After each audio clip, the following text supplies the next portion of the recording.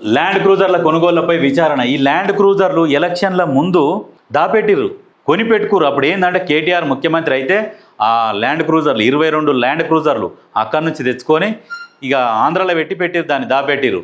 ఈయన కేటీఆర్ ఒకవేళ టీఆర్ఎస్ గెలిస్తే కేటీఆర్ ముఖ్యమంత్రి అయి కొత్త బండ్లలో తిరుగుదాం, ఇక తిప్పుదాం, ఇర్రలు తిప్పుదామని అక్కడ పెట్టిర్రు. ఆడ ఎంత ఆశరాని పిల్ల పుట్టక ముందుకే పుల్ల కడతారన్నారు చూడు, అట్లా ల్యాండ్ క్రూజర్లు తెచ్చిపెట్టిరు.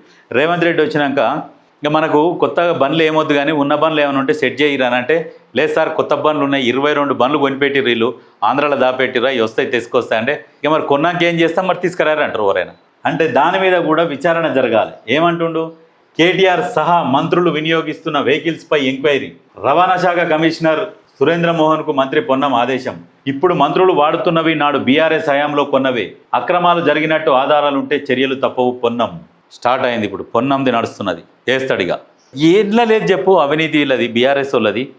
ఎవడోడు అంటాడు కేసీఆర్ తెచ్చిన తెలంగాణ, ఏడ తెచ్చి ఫామ్ హౌస్ల వంతి ఊకనే ఉరుకొచ్చిన అది తెలంగాణ. ఈ కేసీఆర్ తెచ్చిండు అనేటోళ్ళని నిజంగా మెత్తగా దోమాల దొరికించుకొని ఊకేనేనా తెలంగాణ అంటే కూరగాయల మార్కెట్లో కూరగాయలు దొరికినట్ట. దాన్ని ఎంత కష్టపడ్డారు విద్యార్థులు, ఎంత కష్టపడ్డారు. నిజంగా వాస్తవానికి మేజర్ పాత్ర విద్యార్థులది. కేసీఆర్ది ఏమీ లేదు, ఉద్యమం పేరుతోన కోట్ల రూపాయలు సంపాదించిండు. తెలంగాణ రాకున్నా కానీ ఆస్తులు ఇంకా అట్లనే ఇంకా కూడబెట్టుకున్నాడు, బెదిరించి ఆంధ్రోళ్ళని బెదిరించి సంపాదించుకున్నాడు. ఆంధ్రోళ్ళు ఇప్పుడు బయటకు వస్తలేరు. ఎందుకు వస్తలేరు అంటే ఇప్పుడు వాళ్ళతో కలిసి పెట్టుబడులు పెట్టిండు అధికారంలోకి వచ్చినాక. కాబట్టి వాళ్ళ కోపం చల్లారింది, ఇద్దరు ఒకటైపోయారు. కొంతమంది ఆంధ్రోళ్ళు కూడా ఇప్పుడు ఏం మాట్లాడుతారు, అరే కేసీఆర్ మంచోడు అని మాట్లాడతారు. ఎందుకంటే వాళ్ళు దోస్తులు పెట్టుబడి పెట్టుకున్నారు కదా అక్కడ. కాబట్టి అట్లా ఇప్పుడు ఈ 22 కార్లది కూడా బయట పడుతుంది ఖచ్చితంగా. ఏంది అది, ₹1 పైన ఒక్కొక్కటి.